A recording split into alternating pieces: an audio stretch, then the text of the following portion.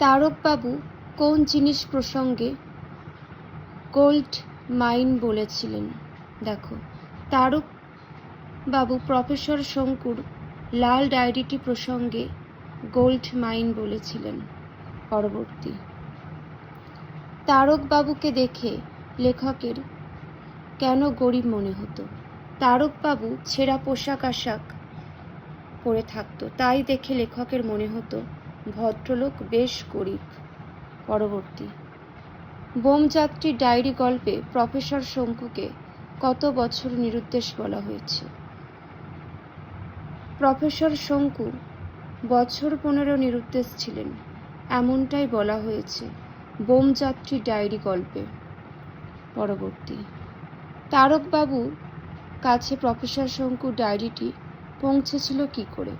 এটাও গুরুত্বপূর্ণ। সুন্দরবনে উল্কাপাতের ঘটনার পর সেখানে বাঘছালের খোঁজে গিয়ে তারকবাবু উল্কাপাতের গর্তে প্রফেসর শঙ্কুর ডায়েরিটি পেয়েছিলেন। পরবর্তী, তারকবাবু তাঁর প্রতি কথায় কি প্রসঙ্গ টেনে আনতেন? সত্যজিৎ রায় রচিত বোমযাত্রী ডায়েরি গল্পের চরিত্র তারকবাবু তার প্রতি কথায় বাঘের প্রসঙ্গ টেনে আনতেন। পরবর্তী, এটা সত্য ঘটনা, কাগজে বেরিয়েছিল। এখানে কোন ঘটনার কথা বলা হয়েছে? দেখো, বোমযাত্রী ডায়েরি কাহিনী থেকে নেওয়া প্রশ্নোত্তর অংশে সুন্দরবনের মাথারিয়া অঞ্চলে উল্কাপাতের কথা বলা হয়েছে। পরবর্তী,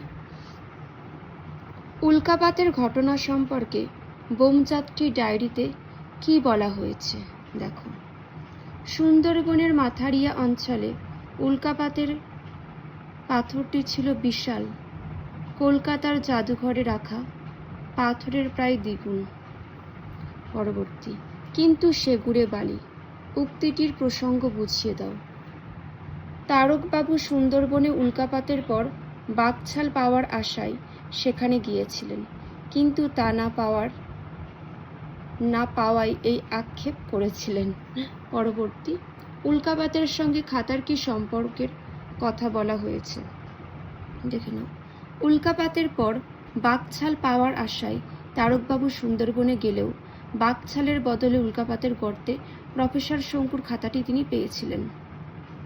পরবর্তী প্রশ্ন, তারপর এক আশ্চর্য অদ্ভুত ব্যাপার, লেখকের কেন এরকম মনে হয়েছে? দেখো, প্রফেসর শঙ্কুর ডায়েরির কালির রং সবুজ থেকে লাল এবং পরে নীলে পরিণত হয়, তারপর নীল হয়ে যায় হলুদ। এটা মনে রাখবে, প্রফেসর শঙ্কুর ডায়েরির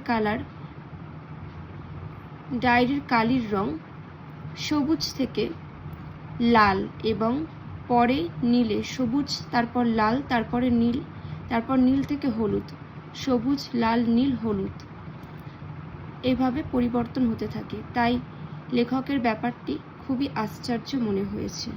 পরবর্তী, প্রফেসর শঙ্কুর ডায়েরির পৃষ্ঠাগুলির বিশেষত্ব সম্পর্কে বোমযাত্রী ডায়েরিতে লেখক কি জানিয়েছেন? প্রফেসর শঙ্কুর ডায়েরির পাতাগুলি টানলে রবারের মতো বেড়ে যেত, তা ছেঁড়া ও পোড়ানোও ছিল অসম্ভব ব্যাপার। টানলে রবারের মতো বেড়ে যেত, তা ছেঁড়া ও পোড়ানোও ছিল অসম্ভব, আবার কালি রঙও বদলে যেত। পরবর্তী তথ্য, প্রহ্লাদ কতদিন ধরে প্রফেসর শঙ্কুর ভৃত্য হিসাবে নিযুক্ত ছিল? প্রহ্লাদ 27 বছর ধরে প্রফেসর শঙ্কুর ভৃত্য হিসাবে নিযুক্ত ছিল। পরবর্তী, প্রহ্লাদকে শিক্ষা দেওয়ার জন্য প্রফেসর শঙ্কু কি প্রয়োগ করেছিলেন? প্রহ্লাদকে শিক্ষা দেওয়ার জন্য প্রফেসর শঙ্কু নিজের আবিষ্কার, দেখে নাও, নশস্ত্র তার উপর প্রয়োগ করেছিলেন। পরবর্তী, প্রহ্লাদের উপর নশস্ত্র প্রয়োগের ফল কি হবে জানিয়েছেন শঙ্কু, দেখে নাও।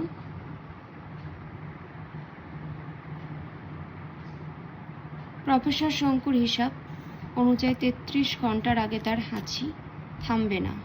পরবর্তী তথ্য, প্রফেসর শঙ্কুর প্রথমবার রকেট যাত্রার কেলেঙ্কারির জন্য কে দায়ী? প্রফেসর শঙ্কুর প্রথমবার রকেট যাত্রার কেলেঙ্কারির জন্য দায়ী ছিল ভৃত্য প্রহ্লাদ। নেক্সট, প্রফেসর শঙ্কুর বিড়ালের নাম কি? প্রফেসর শঙ্কুর বিড়ালের নাম নিউটন। পরবর্তী, প্রফেসর শঙ্কুর প্রথমবার রকেট যাত্রায় কি কেলেঙ্কারি হয়েছিল? ভৃত্য প্রহ্লাদের ভুলে প্রফেসর শঙ্কুর রকেট 3.5 ঘন্টা দেরি হয়ে যাওয়ার কারণে কিছুটা উঠে অবিনাশবাবুর মূলর ক্ষেতে পড়ে গিয়েছিল। পরবর্তী, অবিনাশবাবু 500 টাকা ক্ষতিপূরণ চেয়েছিলেন, কেন?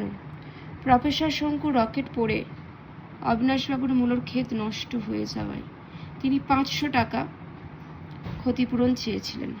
পরবর্তী, একেই বলে দিনে ডাকাতি। কোন ঘটনাকে দিনে ডাকাতি বলা হয়েছে?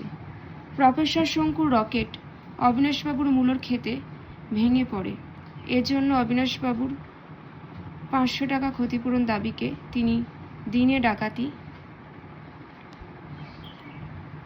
ডাকাতি বলা হয়েছে।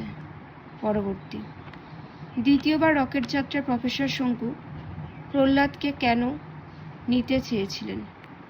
প্রহ্লাদ বোকা হলেও সাহসী ছিল বলেই প্রফেসর শঙ্কু দ্বিতীয়বার রকেট যাত্রায় প্রহ্লাদকে সঙ্গে নিতে চেয়েছিলেন। পরবর্তী দেখো, প্রফেসর শঙ্কুর দলের সদস্যদের কার কত ওজন ছিল?